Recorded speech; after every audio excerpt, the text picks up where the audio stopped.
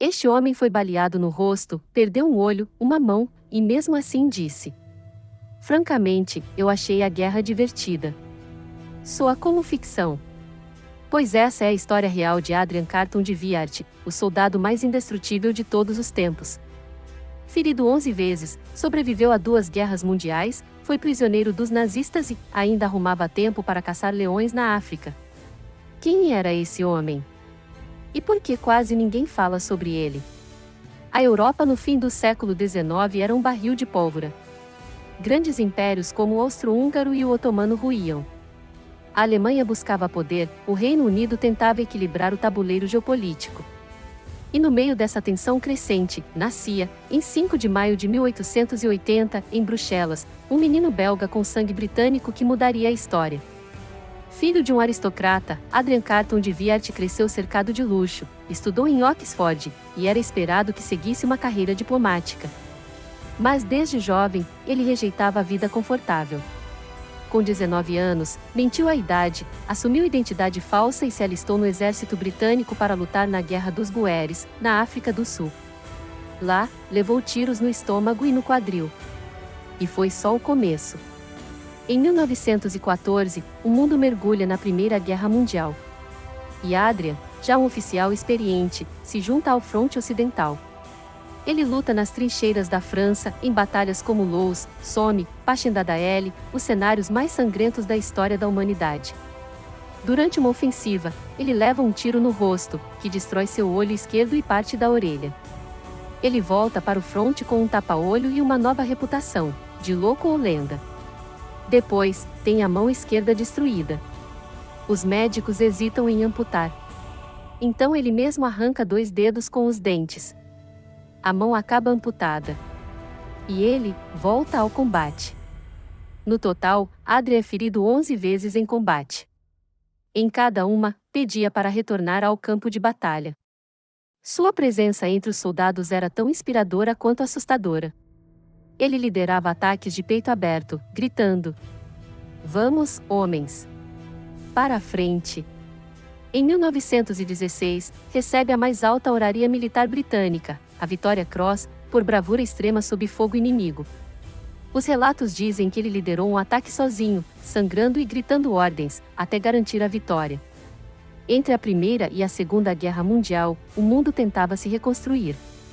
A década de 1920 ficou conhecida como os Anos Loucos, com avanços tecnológicos, culturais e uma falsa sensação de paz. Mas para Adrian Carton de Wiart, nada disso fazia muito sentido. Ele era um homem de ação. Um espírito selvagem preso em um corpo cada vez mais danificado, mas nunca vencido. Após ser condecorado e reconhecido por sua bravura em combate, o exército ofereceu a Adrian funções diplomáticas e administrativas. Ele aceitou algumas, mas nunca com entusiasmo. Para ele, a burocracia era uma prisão. Foi enviado como conselheiro militar para a Polônia, um dos principais aliados britânicos na contenção do avanço soviético. Lá, participou da Guerra Polaco-Soviética, de 1919 a 1921, onde mais uma vez demonstrou sua coragem sob fogo. Não em trincheiras, mas nas salas de estratégia, em conselhos de generais, usando sua experiência para impedir que a Polônia fosse dominada. Mesmo fora das linhas de frente, Adrian vivia em conflito com a rotina e com o conforto. Ele detestava formalidades, desprezava políticos bajuladores e não conseguia se encaixar no mundo dos diplomatas.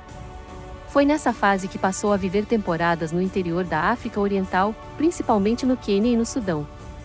Lá, se dedicava à caça de leões e elefantes, atividade comum entre militares britânicos da época, mas, para Adrian, era mais do que esporte.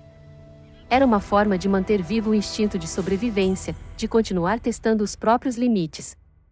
Dizem que ele caçava leões sozinho, armado com um rifle em uma mão só, à direita, já que a esquerda fora amputada. Ele dizia que a sensação de encarar uma fera era mais honesta que qualquer política. Era conhecido também por sua vida social incomum, não bebia, não fumava, não gostava de festas, e era incrivelmente disciplinado, mesmo sem um braço, mesmo com apenas um olho. Mas apesar do jeito duro, tinha senso de humor ácido e sarcasmo britânico afiado. Quando alguém perguntava se ele não tinha medo da morte, ele respondia: Já estive perto dela tantas vezes, que ela virou uma velha conhecida. Muitos que serviram com ele relatam que Adrian era respeitado, temido, e até admirado, mas não era fácil conviver com ele. Era impaciente, direto, odiava desculpas. Seu lema de vida era simples: nunca reclame. Nunca explique. Apesar de toda sua fama no meio militar, Adrian quase não falava de sua vida pessoal. Teve uma infância solitária, marcada pela perda precoce da mãe e por uma criação austera.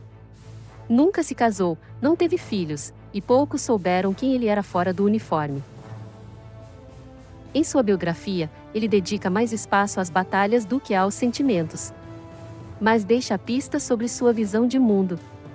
Para ele, a vida era uma sucessão de batalhas, algumas físicas, outras espirituais. E a forma como ele escolheu enfrentá-las foi com coragem, disciplina e um toque de loucura. Durante esses anos de paz, Adrian recusou convites para ser político, se desligou de sociedades de veteranos e manteve sua vida à margem do sistema.